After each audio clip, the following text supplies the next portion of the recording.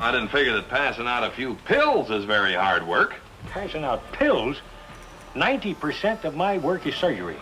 Setting broken bones, digging bullets out of people, and delivering babies. In the middle of the night. Mr. Dillon! Mr. Dillon! It's them.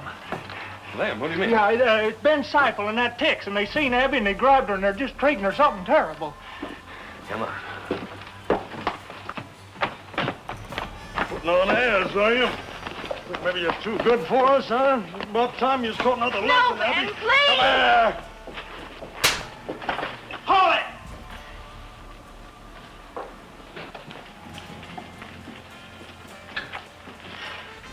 You really are a marshal.